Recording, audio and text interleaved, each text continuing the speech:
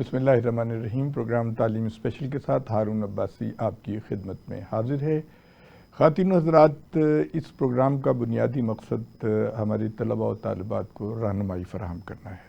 آج جس شخصیت کو ہم نے دعوت دی ہے آپ ہیں جناب جاوید حسین صاحب، بڑے منجھے ہوئے اور بہت اعلیٰ درجے کے سفارتکار ہیں، بڑی خدمات ہیں ان کی، متعدد ملکوں میں یہ سفیر رہے پاکستان کے، اور انہوں نے پاکستان کے سافٹ امیج کو ابھارنے کے لیے بڑی کوششیں کیں۔ بہت شکریہ جاوید صاحب۔ اس وقت صورتحال یہ ہے کہ پاکستان اور بھارت کے درمیان جنگ کے بادل منڈلا رہے ہیں جی، اور ہمارے نوجوانوں میں بڑا اضطراب پایا جاتا ہے اس وقت۔ اور یہ جو پہلگام کا واقعہ ہوا ہے اس میں مقبوضہ کشمیر میں، اس میں انڈیا نے فوری طور پر ہم پہ ٹیررزم کا الزام لگا دیا کہ یہ ہم نے کیا ہے، اور پاکستان نے ان کو کہا ہے کہ یہ آپ نے فالس فلیگ آپریشن کیا ہے۔ جی۔ تو پہلے تو آپ بچوں کو بتائیے کہ یہ جو دشمن ملک ہوتا ہے یہ فالس فلیگ آپریشن جو کرتے ہیں، کیا چیز ہے false flag? False flag operation ہے کہ جب آپ کوئی آپریشن سٹیج کرتے ہیں which is managed and controlled by you and arranged organised by you, لیکن اس کے مقاصد، اس کے پیچھے کوئی آپ نے کوئی سیاسی یا بین الاقوامی اپنے مقاصد حاصل کرنے ہوتے ہیں، تو وہ اس کو فالس فلیگ آپریشن کرتے ہیں۔ یعنی وہ جو لگتا ہے چیز وہ ہے نہیں، اچھا، وہ لگتا تو ہے کہ جی کسی نے یہ کام دوسرے نے کیا ہے، آپ نے خود ہی وہ کام کروایا ہوتا ہے، اور اس سے آپ ایسے مقاصد حاصل کرنا چاہتے ہیں جو آپ کے اندرونی مقاصد بھی ہو سکتے ہیں اور بیرونی تعلقات کے لحاظ سے بھی مقاصد ہو سکتے ہیں۔ تو false flag operation basically is a stage manage organize قسم کا آپریشن ہوتا ہے، جس میں جو نظر آ رہا ہوتا ہے وہ اصل بات وہ نہیں ہوتی، اس کے پیچھے عزائم کچھ اور ہوتے ہیں۔ کچھ اور ہوتے ہیں۔ اچھا، میں نے ایک جگہ پڑھا تھا جاوید صاحب کہ جو بحری قزاق ہوتے تھے جی وہ یہ کرتے تھے، جیسے کوئی شپ آ رہا ہے، فرض کیجئے جرمنی کا شپ، جی تو وہ اپنی کشتیوں میں ان کا فلیگ لگا کے جا رہے ہوتے تھے، جی اور وہ سمجھتے تھے کہ یہ اپنے ہی بندے آ رہے ہیں، اور وہ جا کے وہاں پہ لوٹ مار کرتے جی تھے۔ جی ایکچولی یہ ایک ڈرامہ ہوتا ہے یہ جو اپنے آپ کو جسٹیفائی کرنے کے لیے جی ہوتا ہے۔ اچھا، یہ فرمائیں کہ انڈیا کے وزیر اعظم صاحب نے فوری طور پہ یہ حکم جاری کر دیا اور یہ شور مچا دیا کہ ہم جو ہے سندھ طاس ٹریٹی جو ہے اس کو ختم کرتے ہیں، اور یہ پاکستان کے لیے بہت بڑا ایک پانی کا بحران۔ اس سلسلے میں آپ بتائیے، یہ سندھ طاس ٹریٹی کے بارے میں پہلے بتائیے، یہ ہے کیا معاہدہ؟ انڈس واٹر ٹریٹی جو ہے یہ 1960 میں جی پاکستان میں سائن ہوا تھا، جب نہرو صاحب جو اس وقت پرائم منسٹر تھے وہ تشریف لائے تھے، اور ہمارے اس وقت صدر ایوب خان تھے، جی تو انہوں دونوں نے سائن کیا تھا۔ اور اس کا مقصد یہ تھا، اور یہ جو معاہدہ ہے اس کی نیگوشیشن میں 4-5 سال کا عرصہ لگا، جس میں ورلڈ بینک نے بڑا اہم کردار ادا جی کیا۔ بالکل۔ تو اس میں بیسک اس کا 6 دریا ہندوستان کی طرف سے، جو اپر رائپیرین ہے، لوور رائپیرین پاکستان ہے، وہ آ رہے تھے، انڈس، جہلم، چناب، راوی، ستلج، بیاس۔ تو اس میں موٹی بات یہ ہے کہ 3 جو دریا تھے، بیاس، ستلج اور راوی، وہ ان کا پانی ہندوستان کا شمار کیا گیا۔ ہندوستان کو اجازت دے دی کہ اس پانی کو ڈائیورٹ کریں، جو مرضی کریں، جس طرح سے مرضی استعمال کر لیں۔ ٹھیک ہے۔ اور چناب، جہلم اور انڈس کے جو پانی تھے وہ ان کا اوپر پاکستان کا حق تھا، اور ہندوستان کو یہ حق نہیں دیا گیا تھا کہ اس پانی کو کسی زراعت کے لیے یا کسی اور مقصد کے لیے ڈائیورٹ کریں۔ جی ٹھیک ہے۔ لیکن دوسرا ان کو جو ایک چیز اجازت تھی اور ہے وہ یہ ہے کہ چناب کے اوپر مثلاً وہ رن آف دا مل ہائیڈرو پاور جنریشن پروجیکٹ کر سکتے ہیں، کہ یعنی اس کا مطلب یہ ہے کہ پانی آپ سٹور کر کے اس کو ڈائیورٹ نہیں کر سکتے، لیکن اس بہتے پانی سے آپ ٹربائن چلا کے آپ بجلی پیدا کر کے بجلی کر سکتے ہو، پانی آئے گا پاکستان کی طرف ہی۔ ٹھیک ہے۔ تو یہ اس کی بنیادی جو اس کے خد و خال نکات ہیں۔ اس میں ایک اور پرووینز بھی ہیں، وہ یہ ہے کہ ڈسپیوٹ سیٹلمنٹ، کہ اگر آپ کوئی جھگڑا ہو جاتا ہے، اور ہوتے رہے ہیں بعض اوقات کہ یہ فلانی چیزیں ہیں، وہ ڈیم اس قسم کا بن سکتا ہے، اس سے نہیں بن سکتا، تو اس پہ اختلاف رائے ہوتا رہا ہے اور ہوتا رہے گا بھی آئندہ۔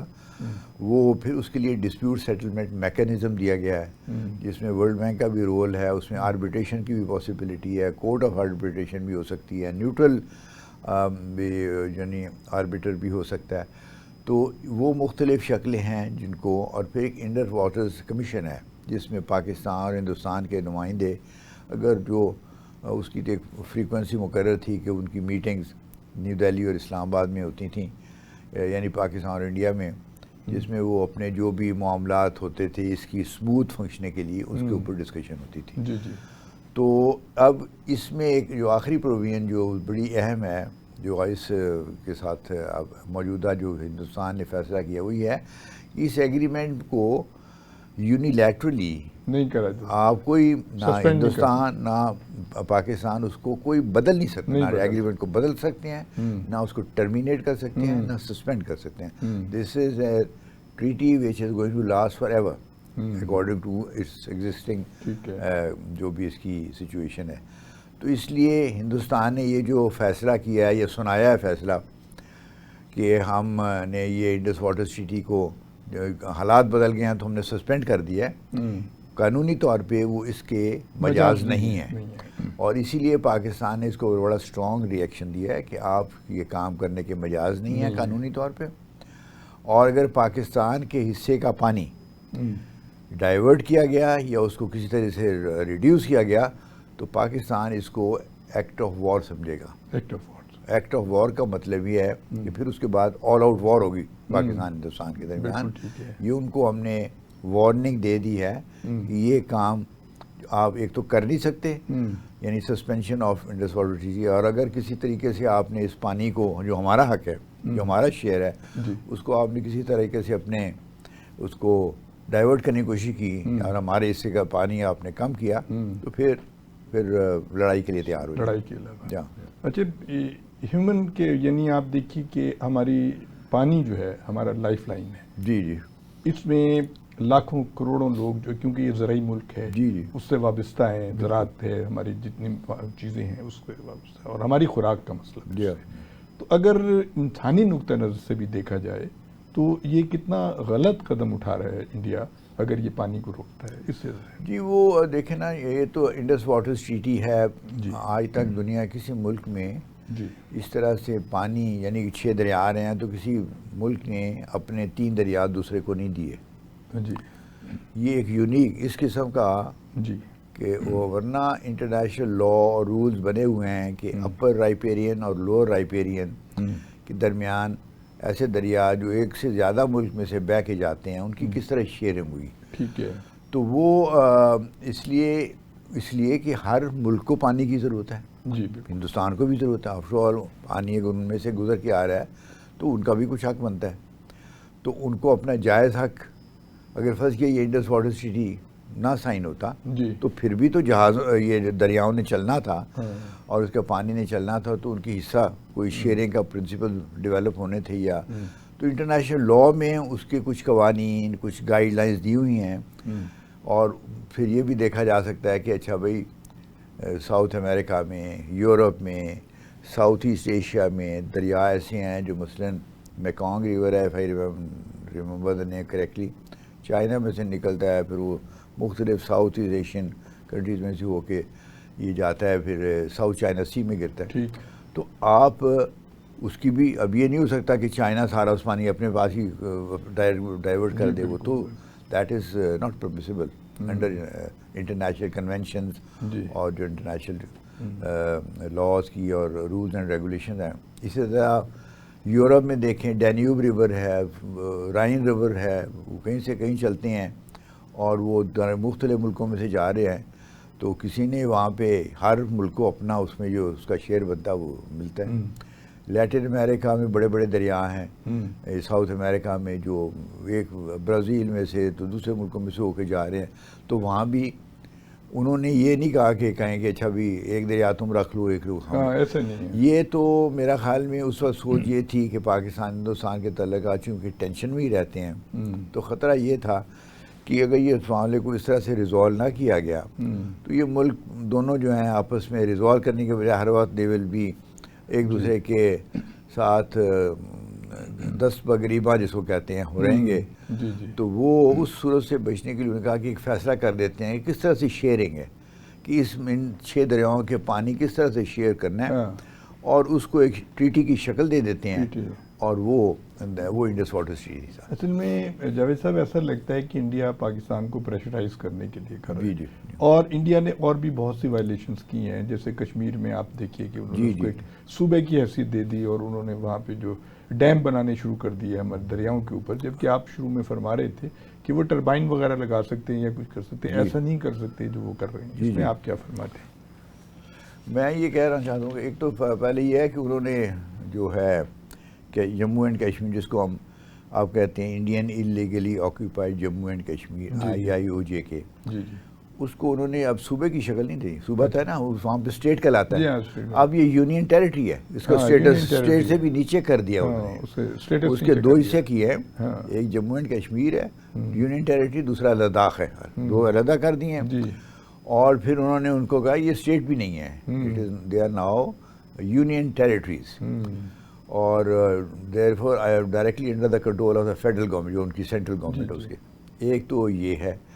تو اس کا اب جو اس قسم کی صورتحال میں جب انہوں نے یہ کر دیا ہے تو پاکستان نے اس کے اوپر، آپ کو یاد ہے یہ انہوں نے 5 اگست 2019 میں یہ سٹیپ لیا تھا. اور اس وقت ہم نے بڑا سخت اس کے خلاف پروٹیسٹ کیا، اور UN سیکورٹی کونسل بھی ہم گئے، اور ہم نے مختلف اداروں میں، مختلف جو ملٹی لیٹرل ادارے ہیں وہاں بھی ہم نے اس معاملے کو ریز کیا.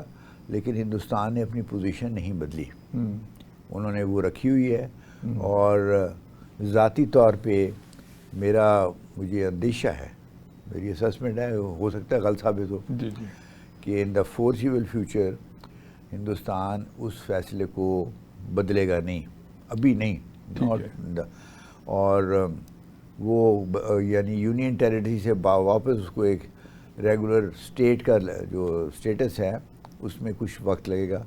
لیکن اس کے علاوہ پھر جو UN سیکورٹی کونسل ریزولوشنز کی امپلیمنٹیشن ہے، جو اصل معاملہ تو ہمارا وہ ہے کہ جی UN سیکورٹی کونسل نے کہا کہ اس علاقے کی جو اگر آپ نے فائنل فیصلہ ڈیسٹنی ڈیسائیڈ کرنی ہے کہ یہ انڈیا کو ملے گا یہ علاقہ یا پاکستان کو ملے گا، تو یہ یہاں کے لوگوں کی وشز کے مطابق ہونا چاہیے. یعنی وہاں پہ ایک پلیبسٹ ہو جو UN کے آسپیسز میں، یعنی ان کے کنٹرول میں ہو یا ان کی زیر نگرانی ہو، اور اس میں جو کشمیری لوگ فیصلہ کریں اس کے مطابق وہ کشمیر کو اگر فیصلہ کرتے ہیں کہ ہم نے پاکستان کو ملنا ہے تو پاکستان میں جائیں گے، اگر وہ کہیں گے کہ ہندوستان کو ملنا ہے تو پھر ہندوستان کو جائیں گے. تو یہ ڈسپیوٹڈ ٹیریٹری ہے، اور اس کا اسٹیٹس یہ کوئی ایسی چیز نہیں ہے کہ it is not part of India. India کی صاحبزادہ پوزیشن ڈفرینٹ ہے، وہ کہتے ہیں نہیں یہ جو ہے یہ جو ایریا ہے یہ انٹیگرل پارٹ آف انڈیا ہے، اٹو ٹنگ، اور وہ ہے. تو وہ فنڈامنٹل ایک ڈسپیوٹ ہے، اور یہ چلے گا. پچھلے دیکھیں نا، اب یہ پاکستان بنے ہوئے 47 اب 78 ایئرز ہونے والے ہیں، تو ابھی تک تو یہ معاملہ حل نہیں ہوا. اب دیکھیں آگے، مجھے تو کوئی ایسا آثار نظر نہیں آ رہا کہ جلدی کوئی اس معاملے کا اللہ کرے حل ہو جائے، لیکن آثار ایسے نہیں ہیں کہ کشمیر کا معاملہ. آپ کی دیکھیے، تو اس سے یہ ظاہر ہوتا ہے کہ ہندوستان کے لیے UN سیکورٹی کا ریزولوشن جو ہے ان کی وقت نہیں، وہ مطلب وہ اگر وہ ان کو پسند ہیں، ان کی مرضی کے مطابق ہیں تو پھر ٹھیک ہے. اگر ان کی وائلیشن کرنے میں ان کو فائدہ ہے تو وہ بلا جھجک بلا دھڑک اپنا کریں گے. لیکن UN ریزولوشن میں تو نہرو صاحب نے خود اتفاق کیا تھا نا. جی بالکل. انہوں نے اسٹیٹمنٹ دی، ان کی کئی اسٹیٹمنٹس ہیں جس میں انہوں نے کہا کہ ہم اس ڈسپیوٹ کا جو فائنل فیصلہ ہے وہ کشمیری عوام کی مرضی کے مطابق، ان کی اپنی اسٹیٹمنٹس ہیں. ٹھیک ہے. اور وہ ہندوستان والوں کو جب وہ یاد دلائی جاتی ہیں تو ان کو یہ بات اچھی نہیں لگتی. اینڈ سم آف دیم جو ان کے جو ایکسٹریمسٹ ایلیمنٹس ہیں وہ نہرو صاحب کو کرٹیسائز کرتے ہیں کہ انہوں نے یہ کیوں اس قسم کی باتیں کیوں کی یا اس قسم کے خطوط کیوں لکھے، کیونکہ خالی باتیں زبانی نہیں ہوئی، انہوں نے رائٹنگ میں کمٹمنٹس دی ہوئی ہیں، UN کو بھی دی ہوئی ہیں، ہمیں بھی دی ہوئی ہیں، دنیا کی انٹرنیشنل کمیونٹی کو بھی دی ہوئی ہیں. So there is enough record available to prove that India is now in violation of its commitments اور its obligations under UN Charter. بالکل ٹھیک ہے. اچھا جاوید صاحب یہ دیکھیں 75 سال 78 سال ہو گئے ہیں جی انڈیا نے وہاں پہ ہر قسم کا ظلم اور زیادتی کر کے دیکھ لی جی لیکن وہاں کی عوام جو ہے وہ ابھی تک بالکل آزادی کی جنگ لڑ رہے ہیں وہاں جی کے جی لوگ، بالکل اور ان ٹھیک، کے ذہنوں سے آزادی کا نہیں درست، نکل سکا درست، اس سے زیادہ۔ یا۔ تو اس طرح محسوس یہ ہوتا ہے کہ اتنی سپریشن کے باوجود بھی انڈیا کامیاب نہیں ہو سکا۔ ہاں جی، یہ بڑی ایسے قابل قدر چیز ہے جو ان کشمیری عوام کا جذبہ جو ہے، جذبہ آزادی اور حریت، جو ان کی ایک آرگنائزیشن بھی ہے، تو ان کے یہ قابل داد ہے چیز کہ انہوں نے اتنے سالوں کے باوجود اتنے ہندوستان کے ظلم و ستم اور پریشرز اور سپریشن جو ہے ان کے اوپر جو کیا گیا ہے، مختلف طریقے سے ان کو دبانے کی کوشش کی ہے، وہ ہندوستان کی آواز کو دبا نہیں سکا۔ ابھی بھی جو لیٹسٹ خبریں یہ ہیں اکارڈنگ ٹو سم کہ 7 لاکھ کے قریب Indian military and paramilitary forces وہاں پہ ہیں موجود ہے اور وہ وہاں کی ٹیریٹری کو اپنے قابو نہیں کر سکتے۔ نہیں جیسے یہ ریسنٹ پہلگام میں واقعہ ہوا ہے، جی جی وہ ایک واقعہ کی نوعیت کیا ہے، اس میں انوسینٹ لوگ مارے گئے ہیں تو ٹیررسٹ ایکٹیویٹی ہے، یہ نہیں ہے، وہ ایک علیحدہ بحث ہے۔ لیکن اگر یہ ثابت ہو کہ وہاں کے لوگوں نے کیا ہے، لیٹ اس سے کہ انڈین فالس فلیگ آپریشن نہیں ہے، جی جی ہمارا تو خیال ہے کہ انڈین فالس فلیگ آپریشن، ہماری گورنمنٹ نے یہ کہا ہے کہ یہ ہمیں اندیشہ ہے کہ انہوں نے خود ہی کروایا ہے، تو اگر فرض کیا وہ نہیں بھی ہے تو اس سے ظاہر یہ ہوتا ہے کہ وہاں کے لوگ اتنے تنگ آ چکے ہیں انڈین گورنمنٹ کی سپریشن سے، ان کے ظلم و ستم سے، کہ وہ یعنی ہر کسی قسم کی بھی چیز کرنے کے لیے تیار ہیں to get rid of Indian control. بالکل ٹھیک بات۔ اچھا جاوید صاحب ٹیررزم پہ بات کرتے ہیں، انڈیا نے ٹیررزم کا الزام پاکستان پہ لگا دیا جبکہ پاکستان سب سے زیادہ ٹیررزم سے متاثر ہوا ہے۔ دیکھیے تقریباً 80,000 آدمی جو ہیں وہ اس میں ہلاک ہوئے ہیں، اس سے زیادہ زخمی ہوئے ہیں، تقریباً 150 بلین ڈالر جو ہے اس کے ہمارے نقصانات ہوئے ہیں۔ تو انڈیا کیسے ہم پہ الزام لا، ہم تو خود پھنسے ہوئے ہیں اس میں سے۔ جی بالکل، اور انڈیا کا دیکھیں اپنا کردار دیکھیں جی کہ انڈیا نے کیا کیا حرکتیں کی ہیں۔ آپ نے دیکھا ہوگا ٹروڈو جو کینیڈین پرائم منسٹر تھے، انہوں نے اپنی پارلیمنٹ میں علل اعلان کہا کہ انڈین گورنمنٹ کینیڈا میں ٹیررسٹ ایکٹیویٹیز میں انوالوڈ ہے۔ جی بالکل، وہ جو سکھوں کا وہ سکھوں کا جی جو وہاں پہ ایک سکھ لیڈر مارا گیا تھا، جی بالکل انہوں نے کہا ہم نے یہ میں انویسٹیگیشن کے بعد کر رہا ہوں، انڈیا کی طرح نہیں کہ واقعہ بعد میں ہوتا ہے، الزام پاکستان پہ پہلے لگا دیتے ہیں۔ لگ جاتے ہیں۔ یو ایس گورنمنٹ نے ایک اور یعنی کہ نیو یارک میں کسی سکھ لیڈر کو مروانے کے لیے ہندوستان کی حکومت کے آفیشیل کی انوالومنٹ ان کو ثابت ہو گئی، اور میرا خیال ہے انہوں نے ان کو کہا ہوا کہ اس کو ایکسٹراڈائٹ کر کے امریکن گورنمنٹ کے حوالے کریں، جی بالکل تو وہاں بھی ہو گیا۔ یو کے میں بھی اس قسم کی انہوں نے حرکتیں کی ہیں۔ پاکستان میں کلبھوشن یادو پکڑا گیا تھا، پورا نیٹ ورک تھا، پورا یعنی 10 سال سے بھی زیادہ عرصہ ہو گیا، وہ پکڑا گیا، بالکل رنگے ہاتھوں پکڑا گیا، جی اور اس نے اپنا کنفیشن کر لیا کہ he was a serving commander اور serving officer of Indian Navy, اور وہ ٹیررزم کے کو سپانسر اور آرگنائز اور فنڈنگ میں بلوچستان کے علاقے میں مصروف تھا۔ اور ابھی جو ریسنٹلی آپ نے وہ مجید کا جو بارے میں جو بات ہوئی ہے، اس سے بھی ظاہر ہوتا ہے کہ ہندوستان جو ہے خود دوسرے ملکوں میں، خاص طور پہ پاکستان کے علاقوں میں، بلوچستان اور ہمارے جو فرنٹیر کے ایریاز ہیں، اس میں ٹیررزم دہشت گردی کے واقعات کروانے میں ملوث ہے۔ بالکل ٹھیک ہے جی۔ خواتین حضرات، آپ جاوید حسین صاحب کی گفتگو سن رہے ہیں، ایک چھوٹے سے وقفے کے بعد دوبارہ حاضر ہوتے ہیں۔ جی خواتین حضرات، آپ جاوید حسین صاحب کی گفتگو سن رہے ہیں، پاکستان کے سفیر رہے ہیں سابق، اور جاوید صاحب آپ نے انڈیا کے ٹیررزم کے حوالے سے بات کی ہے، تو انڈیا میں جو خالصتان کی موومنٹ تھی اس میں انڈیا نے بہت مظالم رہے۔ آپ نے تو ابھی کینیڈا کا حوالہ دیا، وہ تو بہت چھوٹا واقعہ ہے، لیکن خالصتان کے حوالے سے جو وہاں خون خرابہ ہوا ہے اس کے بارے میں آپ کیا فرماتے ہیں؟ ایک موومنٹ جو ہے سکھوں کی خالصتان کے لیے، اپنے علاقے کی آزادی کے لیے وہ چل رہی ہے، جس میں اس کے صاف ظاہر ہے جو سکھ ایسٹ پنجاب میں ہیں ان کی ہمدردیاں بھی شامل ہیں، اور بڑی تعداد میں جو سکھ باہر آباد ہیں، جیسے کینیڈا ہے، امریکہ ہے، آسٹریلیا ہے، یو کے ہے، وہاں پہ وہ بھی ان کی تقاریر سے، ان کی میٹنگ سے، ان کے بیانات سے ظاہر ہوتا ہے کہ وہ بھی بڑی اسٹرانگلی اس چیز کو سپورٹ کرتے ہیں جی بالکل، کہ سکھوں کو اپنا ایک آزاد ان کا ایریا ہونا چاہیے. تو صاف ظاہر ہے وہ ہندوستان جو حکومت ہے وہ اس کو ہر قسم کے ظلم اور ستم اور زیادتی کے ساتھ اس آواز کو دبانا چاہتے ہیں، چاہے وہ ملک کے اندر ہو یا ملک کے باہر. جی بالکل. آپ کو یاد ہوگا اندرا گاندھی صاحبہ کے زمانے میں ایک انڈین ملٹری کا آپریشن ہوا تھا امرتسر میں. جی وہ جو اس میں پھر اس کا نتیجہ یہ ہوا کہ کچھ دنوں کے بعد یا کچھ عرصے کے بعد انہوں نے مار دیا تھا. انہوں نے ان کے اپنے جو سکھ باڈی گارڈ تھے ان کو اتنا غم و غصہ تھا اس آپریشن کی وجہ سے کہ انہوں نے اندرا گاندھی کو جو ہے ڈائریکٹ فائر، جو ان کے باڈی گارڈ تھے انہوں نے ہی فائر کھول دیا. تو ایک تو یہ، دوسرا یہ جو میں نے پہلے بھی شاید عرض کیا ہے کہ ہندوستان نے آج کل یہ چند ایک ملکوں میں ٹیررسٹ ایکٹیویٹیز کے تھرو جو خالستان موومنٹ کے لیڈرز ہیں ان کو ختم کرنے کی یا ان کی آواز کو دبانے کے لیے ٹیررسٹ ایکٹیویٹیز کروائی ہیں. اور وہ نام جو ہیں وہ تو اب آسانی سے دیکھے جا سکتے ہیں.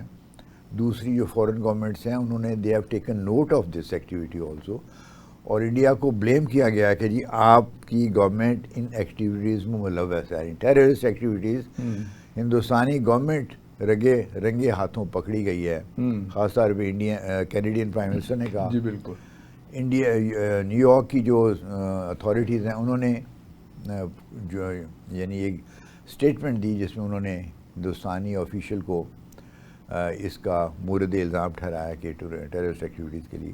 اور اسی طرح دوسرے یو کے میں بھی خبریں آ رہی ہیں کہ وہاں بھی اس قسم کے واقعات ہوئے ہیں. تو ہندوستان اپنی طرف سے کوشش کر رہا ہے ان کی آواز کو دبانے کی، لیکن ابھی تک ان کو جس طرح سے وہ کامیابی چاہتے ہیں ان کو نہیں ہوئی. اچھا جاوید صاحب، پہلگام کے حوالے سے میں ایک مجھے بات یاد آئی ہے کہ وہاں جو ٹیررزم کا واقعہ ہوا ہے تو پاکستان نے کہا ہے کہ ہم غیر جانبدارانہ آپ اس کی انکوائری کرا لیں. جی، ہمیں کوئی اعتراض نہیں. جی، جبکہ انڈیا نے کبھی ایسی بات نہیں کی. انڈیا جی اس لیے کہ ان کے تو جب یہ فرض کیا جو انہوں نے کینیڈا میں ہوا ہے یا یو ایس میں ہوا ہے اس کی غیر جانبدارانہ کریں گے، ان کو پتہ وہ دے ول بی فاؤنڈ گلٹی. تو اس لیے وہ تو بھاگیں گے وہاں سے. ہمارے چونکہ اس واقعے سے جو پہلگام میں ہوا ہے ہمارا کوئی تعلق ہی نہیں ہے، کوئی لینا دینا نہیں ہے.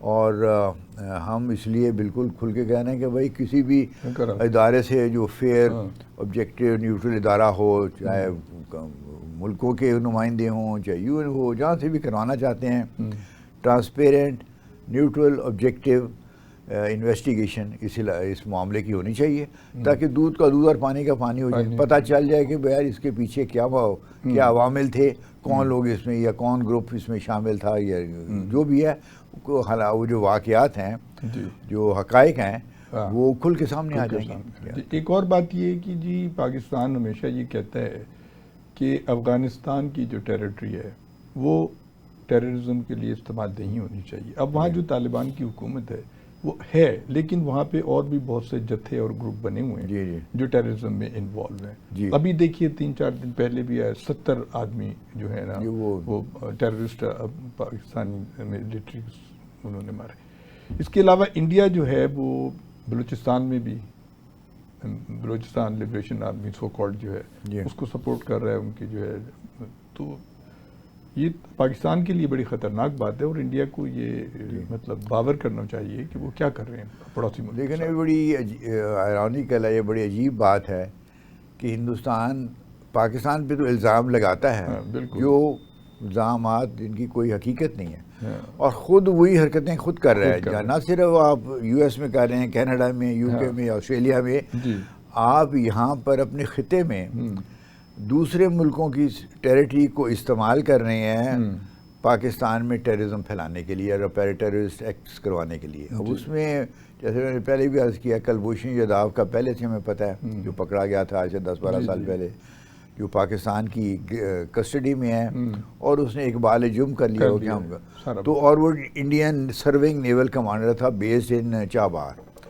تو میرا مطلب اس سے زیادہ اور کیا سب پوچھا ہی. اچھا کوئی رہی صحیح کسر ہے تو 2-3 دن پہلے ابھی جو ایک وہ مجید نامی پاکستانی ہے جو ٹیررزم کر رہا تھا ٹیررسٹ ایکٹیویٹیز، اور اس کا ہینڈلر ایک انڈین آرمی کا میجر ہے، اور اس کے ساتھ اس کا حوالدار اس کے ساتھ بات چیت انہوں نے جو ہو رہی تھی وہ انہوں نے انٹرسیپٹ ہماری انٹیلیجنس ایجنسی نے کی ہوئی تھی، اور یہ بندہ بس اسٹینڈ پہ پکڑا گیا، انڈین سپلائیڈ IED یعنی امپرووائزڈ ایکسپلوسیو ڈیوائس، وہ اس سے برآمد ہوئی۔ گھر میں اس کے انڈین ڈرون ایک جو گرا تھا وہ پڑا ہوا تھا، اور اس نے سارا اپنا اقبال جم بھی کر لیا۔ تو انڈیا خود پاکستان میں ٹیررسٹ ایکٹیویٹیز کروا رہا ہے، اور کھلم کھلا کروا رہا ہے، اور پھر وہ غلط کام اپنی جگہ پہ کر رہے ہیں، اور پھر الٹا الزام پاکستان میں لگاتا ہے کہ ہم کر رہے ہیں، جس کی کوئی جسٹیفیکیشن نہیں بنتی۔ تو ہماری طرف یعنی اب یہ ہر ایک کو پتہ ہے، دنیا میں ہر اکثر مختوموں کو پتہ ہوگا اور ہونا چاہیے، کیونکہ آفٹر آل ان کے امبیسی یہاں بیٹھے ہوئے ہیں، کہ جو BLA ہے بلوچستان لبریشن آرمی، یہ فائنینسنگ اس کی سپورٹ، اس کی آرگنائزیشن، اس کو اسپانسر کرنا، فائنینس کرنا، یہ انڈین گورنمنٹ کر رہی ہے۔ اور بعض اوقات ان کے لیڈرز جو ہیں وہ علاج معالجہ کے لیے نیو دہلی گئے ہوتے ہیں، BLA کے جو لیڈر، تو انڈیا کا ہاتھ کھلم کھلا اس آرگنائزیشن میں، اور اس کی جو ایکٹس آف ٹیررزم پچھلے دنوں میں ہوئے ہیں، جس پہ میں سمجھتا ہوں یہ جعفر ایکسپریس والا بھی تھا۔ تو اب ہندوستان کا اس میں اتنا بڑا جو وہ ملٹری آپریشن یعنی ٹیررسٹ آپریشن تھی جو انڈیا نے کروائی، وہ اس میں انڈیا کا ہاتھ بالکل نظر آ رہا ہے، صاف نظر آ رہا ہے۔ اور اسی طرح یہ جو خارج کا جو مسئلہ ہے اس میں بھی خبریں یہی آ رہی ہیں کہ ان کی ایکٹیویٹیز کو فائنینس کرنے میں، آرگنائز کرنے میں، اسپانسر کرنے میں انڈیا کا ہاتھ ہے۔ اور یہ جو میجر صاحب تھے جن کی کنورسیشن میرے خیال پرسوں انہوں نے سنوائی DGISPR نے آن یعنی نیوز میڈیا کے سامنے، اس میں انہوں نے میجر صاحب کہہ رہے ہیں کہ جی ہم بلوچستان سے لے کے لاہور تک پاکستان میں ٹیررزم پھیلائیں گے۔ جی تو خود آپ یہ حرکتیں کر رہی ہیں، تو بجائے اس کے کہ شرم سے آپ کا سر جھکے اور آپ کو شرمندہ ہوں، آپ الٹا پاکستان کو مورد الزام ٹھہرا رہے ہیں، تو یہ تو بالکل ہی ناجائز بات ہے۔ جو شنگھائی کانفرنس میں بھی ٹیررزم کے بارے میں بات چیت ہوئی کہ Shanghai Cooperation Organisation, Shanghai Cooperation جو ہے، دیکھیے اس وقت پاکستان اور چین کے بڑے آئیڈیل تعلقات ہیں، اور سی پیک وغیرہ کو اگر آپ دیکھیں سارے گیم چینجر ہے، یعنی اس علاقے میں بہت بڑی یعنی معاشی ترقی پاکستان کی ہو سکتی ہے، اور شاید یہی بات انڈیا کو کھل رہی ہے۔ بالکل اس میں آپ بتائیے کیا مسئلہ ہے؟ دیکھیں، ایک تو یہ ہے کہ میں یہ عرض کرنا چاہوں گا کہ ہمیں خطے کی صورت ذرا نظر دوڑانی چاہیے۔ چائنا ابھر کے ایک بڑی طاقت کے طور پہ، عالمی طاقت کے طور پہ ابھر رہا ہے، بالکل۔ امریکہ اس کو کنٹین کرنا چاہتا ہے، اس کو کہ بھئی یہ زیادہ طاقت پھیلے نہیں ہے۔ امریکہ کا انفلوئنس، اثر رسوخ پہلے کی طرح رہی ہے، پہلے سے بھی زیادہ۔ تو ان کو خطرہ ہے کہ جیسے جیسے چائنا زیادہ پاورفل ہوگا تو ان کے اثر رسوخ میں کمی آ جائے گی۔ تو اس کے لیے امریکہ مختلف اس نے پالیسی ڈیسیژن دیے۔ ایک تو یہ ہے کہ انہوں نے اپنی جو ایسٹ ایشین سائڈ پہ جاپان، ساؤتھ کوریا اور آسٹریلیا کے ساتھ اپنی الائنسز کو زیادہ اسٹرینگتھن کیا ہے۔ پھر انہوں نے انڈیا کے ساتھ اپنی اسٹریٹجک پارٹنرشپ کو پچھلے 20-25 سال سے اس کو انٹینسیفائی کر رہے ہیں، ان کو زیادہ ہر میدان میں۔ ابھی جو مودی صاحب کو 3-4 مہینے پہلے ٹرمپ صاحب کے الیکشن کے بعد میرے خیال ہے یہ پہلے یا دوسرے یہ فورن لیڈر تھے جنہوں نے وزٹ کیا، اور اس کے بعد بڑی لمبی چوڑی ایک جو ہے نا وہ اسٹیٹمنٹ ایشو ہوئی، جوائنٹ اسٹیٹمنٹ۔ اس میں آپ دیکھیں کوئی میدان ایسا نہیں ہے جس میں پاکستان یعنی US اور انڈیا تعاون نہیں کر رہے، اور US اس کو انڈیا کو ہیلپ نہیں کر رہا۔ تو یہ ایک اینٹی چائنا سب چل رہا ہے۔ یہ اس کا مقصد یہ ہے کہ آپ نے امریکہ چائنا کو کنٹین کرنا چاہتا ہے، اس کے لیے اور بھی وہ اسٹیپ لے رہے ہیں، میں اس میں زیادہ نہیں جانا چاہتا، لیکن اس کے ایک بڑا اہم نقطہ یہ ہے کہ وہ ہندوستان کو ایک بڑا لیڈر بنانا چاہتے ہیں اس پاور میں، تاکہ وہ ادھر سے خطرہ اس ریجن میں چائنا کے اثر رسوخ کو بڑھنے میں، اور اس ریجن سے آگے پھر مڈل ایسٹ اور انڈین اوشن ریجن میں کیونکہ آئیں گے۔ ساؤتھ ورڈ دیکھیں نا، پہلے پاکستان آئے گا، رستے میں آگے عربین سی ہے، رائٹ پہ چلے جائیں تو مڈل ایسٹ اور پرشین گلف ریجن ہے، سارے آئل کے ریسورسز ہیں۔ وہ نہیں چاہتے کہ چائنا کا اثر رسوخ اس خطے میں یا اس سے آگے جو خطہ ہے ان میں پھیلے۔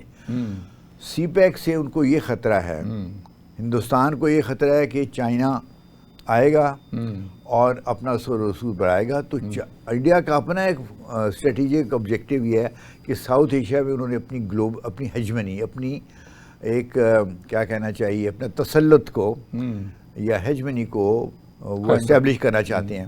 تو ان کو خطرہ یہ ہے کہ چائنا کا انفلوئنس بڑھے گا تو ان کا یہ تو چیز جو آبجیکٹیو یہ خواب ہی رہ جائے گا جی. تو وہ اس کو کرنے کے لیے انہوں نے کہا کہ یہ سی پیک اگر کامیاب ہو گیا، چائنا پاکستان اکنامک کوریڈور، تو اس سے چائنا کو اس خطے میں، یعنی پاکستان چائنا تعلقات مضبوط ہوں گے، چائنا کو اس خطے میں کرب جمانے کا موقع مل جائے گا، اور اس سے جو ہندوستان کا جو ایک خواب ہے وہ پورا نہیں ہوگا. تو ان کی اس لیے کوشش یہ ہے کہ اس سی پیک کو ناکام کیا جائے. اس کے لیے اس کے خلاف وہ سازشیں کی جائیں، اس کو مختلف کر کے. یہ تو پہلے ایک زمانے میں شروع میں کہا گیا، یہ تو ایسٹ انڈیا کمپنی والی بات ہوگی. آپ کو یاد ہوگا یہ 2015-16 میں یہ پروپیگنڈا چلایا گیا. پھر یہ کہ یہ جی اس سے ڈیٹ ٹریپ ہو جائے گا. حالانکہ یہ زیادہ جو ہے انویسٹمنٹ کے لیے تھا. ایک تو کمیونیکیشن لائن، اور کمیونیکیشن کھل رہی تھی کہ خنجراپا سے لے کے گوادر تک آپ کا اگر 6 لین ہائی وے، 3 وے لینز دونوں سائڈوں پہ چلے تو ٹریڈ چائنا کو تو فائدہ ہوگا، پاکستان کو بھی فائدہ ہوگا. بالکل فائدہ ہوگا. اسپیشل اکنامک زونز آپ بنائیں اور ان میں انویسٹمنٹ آئے، چاہے چائنا سے آئے، یورپ سے آئے، امریکہ سے آئے، مڈل ایسٹ سے آئے اور دوسرے ممالک سے آئے، جاپان سے آئے. تو پاکستان کو انویسٹمنٹ آنے سے پاکستان میں نئے بزنسز کھلیں گے، نئے کاروبار چلیں گے، ملک کے لیے ترقی کا بھی سامان ہوگا، جاب کریٹس ہوں گی، بلوچستان کی خاص طور پہ ڈیولپمنٹ ہوگی. دوسرے جاوید صاحب، یہ جو منرلز ہیں ہماری جو خیبر پختونخوا میں اور بلوچستان میں، جی اس پہ بھی انٹرنیشنل لیول پہ دیکھا جائے لوگوں نے نظر رکھی ہوئی ہے کہ جی بالکل ہے نا جی. یہ دیکھیں ساری چیزیں انٹر ریلیٹڈ ہیں. جو میں عرض کر رہا تھا کہ ہندوستان کا پھر اس لیے ایک بڑا اہم مقصد یہ ہے کہ سی پیک کو کامیاب نہیں ہونے دینا. اور اس لیے اگر کوئی خبر آتی ہے سی پیک کے خلاف تو آپ اگر غور سے اس کو دیکھیں تو اس کو پیچھے آپ کو ہندوستان کا ہاتھ نظر آئے گا، یا پھر امریکہ کو بھی یہ چیز پسند نہیں ہے کہ امریکہ نے بھی کھلم کھلا کہہ دیا کہ سی پیک ہم اس کی مخالفت کرتے ہیں. یعنی سی پیک بالکل اوپنلی کہا انہوں نے. تو دونوں ملک جو ہیں سی پیک کو انڈرمائن کرنے میں اور ناکام کرنے میں انہوں نے اپنی کوششوں کو تیز تر کر دیا ہوا ہے، اور اس کے لیے مختلف پروپیگنڈا جو ٹیکٹکس ہیں وہ استعمال کر رہے ہیں. جی جی. اچھا جاوید صاحب، یہ فرمائیں کہ دونوں ایٹمی طاقتیں ہیں جی، اور جو جتنی انٹرنیشنل سائنس کی جو تنظیمیں ہیں جی، ان کا یہ کہنا ہے کہ پاکستان کا جو ہمارا جو ایٹمی سلسلہ ہے وہ انڈیا سے بہت بہتر ہے. اگر خدا نہ خواستہ یہاں جنگ ہوتی ہے جی، دونوں ملکوں کے لیے انتہائی خطرناک ہے، ہزاروں سال کے لیے یہ علاقہ ویران ہو جائے گا. تو یہ کیا جنون ہے جو ادھر سے انڈیا سے نظر آ رہا ہے؟ دیکھیں جی، انڈیا نے جب اپنا نیوکلیئر ایکسپلوسو اس کو یعنی نیوکلیئر ایکسپلوژن کیا 74 میں پہلے، جس کے بعد پھر ہم نے اپنا نیوکلیئر پروگرام شروع کیا، تو انہوں نے کہا تھا کہ یہ ہمارا تو یہ جی پیسفل نیوکلیئر ایکسپلوژن ہے. حالانکہ دنیا میں نیوکلیئر ایکسپلوژن اب اس کو پیسفل اور نان پیسفل کرنا تو بڑا مشکل ہے. پھر انہوں نے جو کوئی رہی صحیح کسر ہوئی تو انہوں نے پھر 98 میں مئی میں، آپ کو یاد ہوگا میرے خیال 12 مئی کو انہوں نے 5-6 دھماکے کیے تھے. اور پھر اس کے جواب میں جو اس وقت گورنمنٹ تھی نواز شریف صاحب کی، انہوں نے کوئی 28 مئی کو ہم نے میرے خیال 1-2 شاید بڑھ کے کیے. مقصد ہندوستان کو بتانا تھا کہ اگر آپ کے پاس یہ تو ہمارے ایک پاور ہے تو ہمارے پاس بھی ہے، لیکن یہ پاور ایسی ہے جس کو استعمال اگر کیا جائے خدا نہ خواستہ تو دونوں ملک تباہ ہو جائیں گے. اس لیے نہ یہ پاکستان کی حق میں ہے نہ ہندوستان کے حق میں ہے کہ اس اسلحے کو، اس پاور کو استعمال کیا جائے. لیکن یہ اسلحہ ایک اور کام کر سکتا ہے کہ اگر کسی ملک کے لیڈر میں یہ خیال آ رہا ہو کہ یار میں چھوٹی سی ایک حملہ کر کے کوئی مقصد حاصل کر لوں، کوئی ٹیریٹری حاصل کر لوں، تو وہ کر نہیں سکتا کیونکہ اس کو پتہ ہے کہ یہ اگر لڑائی دوسری طرف سے بھی ادھر سے آ گیا، جواب آ گیا تو ایسکیلیشن بہت بڑھے گی. ایسکیلیٹری لیڈر جو ہے وہ جو ایک سلسلہ شروع ہوگا وہ پھر جا کے ختم ہوگا نیوکلیئر ایکسپلوژنز کی، نیوکلیئر ویپنز کی ایکسچینج میں. آپ ان پہ حملہ کریں گے، وہ آپ پہ حملہ کریں گے، تو پاکستان میں بھی تباہی ہوگی اس کی وجہ سے ہندوستان بھی بڑا متاثر ہوگا۔ متاثر اچھا ہوگا۔ جاوید صاحب یہ فرمائیں، آپ بہت سیزن قسم کے وہ ہیں، سفارتکار ہیں، سفارتی سطح پہ پاکستان کو کیا رول کرنا اس وقت؟ سفارتی یا اگر آپ کا مقصد ہے کہ آج کل جو پاکستان ہندوستان کا کرائسس ہے اس کو کس طرح سے ہم کرنا، تو اس میں نارمل دیکھیں مختلف طریقے ہیں جس میں ہم سفارتی کا مطلب ہے کہ آپ نے دوسرے ملکوں تک اپنی آواز، اپنے ویوز کس طرح سے کنوے کرنے ہیں۔ تو ایک سب سے آسان تو یہ ہوتا ہے کہ آپ نے جن ممالک میں آپ کے ایمبیسڈرز ہیں تو فارن آفس کے تھرو ان کو ہدایات بھیجی جاتی ہیں، جب بھی ہو، چاہے دن میں ایک دفعہ جائے یا 2 ہفتے میں ایک دفعہ جائے، ڈپینڈنگ اپون کتنی ضرورت ہے۔ ہر روز ایسی تو نہیں، یہ میسیجز سیکرٹ ہوتے ہیں اور اس میں ایمبیسڈروں کو بتایا جاتا ہے کہ یہ آپ نے اپنی جو گورنمنٹ کو فلانے لیول پہ ملیں، فارن منسٹر لیول پہ، فارن سیکرٹری لیول پہ، ڈائریکٹر جنرل پہ، اپنے آپ کی جو جس قسم کا ہے کیا کہتے ہیں ایشو ہے اس کے مطابق آپ انہیں ایڈوائز کرتے ہیں کہ بھائی ہائی لیول پہ ملو، بڑے ہائی لیول پہ ملو یا ورکنگ لیول پہ، اور ان تک ہمارا یہ پیغام پہنچائیں۔ تو ایک تو یہ ہے۔ دوسرا، دوسرے ملکوں کے سفیر اسلام آباد میں ہیں، آپ ان کو فارن آفس بلا کے ان کو بریف کر سکتے ہیں، اپنا نقطہ نظر ان کو پہنچاتے ہیں، اور میرا خیال ہے یہ اب تک یہ کام ہو چکا ہوگا۔ دونوں یعنی ہمارے کوئی 90-100 کے قریب ایمبیسڈر باہر ہیں، ان کو یہ انہوں نے اپنا کام اپنے ملکوں میں کر دیا ہوگا، جو یہاں پہ سفیر ہیں ان کو بھی یہ کر دیا گیا۔ پھر ہے جب آپ چاہتے ہیں کہ معاملہ نہیں زیادہ سیریس ہے تو پھر آپ فارن منسٹر لیول پہ، آپ کے فارن منسٹر جو ہیں وہ دوسرے فارن منسٹر سے باتیں کرتے ہیں، جیسے اسحاق ڈار صاحب نے کیا ہے۔ پھر اس سے بھی زیادہ اگر بات ہے، اہم ہے اور آپ کو چاہیے، تو پھر ہیڈ آف گورنمنٹ لیول پہ ہوتا ہے۔ جیسے اب کل خبر آئی ہے کہ مارکو روبیو صاحب سے نے پرائم منسٹر شہباز شریف صاحب سے بات کی ہے اسی ایشو پہ۔ تو پھر یہ چوتھا یہ ہے کہ آپ کو میڈیا استعمال کرتے ہیں، آپ نے دنیا میں نیوز ایجنسیز ہیں، آپ پریس بریفنگ کرتے ہیں اسلام آباد میں، جیسے فارن آفس کا اسپوکس مین ہے وہ کرتا ہے، D G I S P R کرتے ہیں، وہ اس کے ذریعے اپنا آواز جو ہے، اپنا پوائنٹ آف ویو میڈیا کے تھرو بھی دنیا کے ممالک میں پہنچاتے ہیں۔ یونائٹڈ نیشنز وغیرہ تک جو وہ پھر ایک اور ہے ملٹی لیٹرل، یہ تو بائی لیٹرل اور میڈیا کا ہو گیا۔ پھر ادارے ہیں جیسے یو این سیکورٹی کونسل ہے، تو آپ نے دیکھا کہ یو این سیکورٹی کونسل میں یہ مسئلہ انڈیا نے اٹھایا، اس کے اوپر ہم نے اپنا پوائنٹ آف ویو دیا، اور پھر انہوں نے بحث کے بعد، اور اس وقت ہم یو این سیکورٹی کونسل کے ممبر بھی ہیں، نان پرماننٹ ممبر، تو انہوں نے ایک اسٹیٹمنٹ ایشو کی، اور اس میں ایک بیلنس قسم کی اسٹیٹمنٹ تھی جس میں ہماری ان پٹ بھی تھی، ہندوستان کا بھی صاف ظاہر ان پٹ ہوگی، تو وہ ایشو کر دی انہوں نے۔ بیسیکلی اس میں یہی ہے۔ ٹھیک ہے، تو خواتین و حضرات، آپ جاوید حسین صاحب کی گفتگو سن رہے تھے، آپ سابق سفیر ہیں، بڑی انفارمیٹیو باتیں آپ نے کی، خاص طور پہ پاکستان اور انڈیا کا جو کانفلکٹ ہے اس وقت، جو جنگ کی صورتحال ہے اس کے تناظر میں انہوں نے بہت ہی مفید اور اپنے تجربے کی بنیاد پہ باتیں کی ہیں۔ یقیناً آپ کو باتیں پسند آئی ہوں گی۔ پروگرام کا وقت ختم ہوتا ہے، ہارون عباسی کو اجازت دیجیے گا، بہت شکریہ۔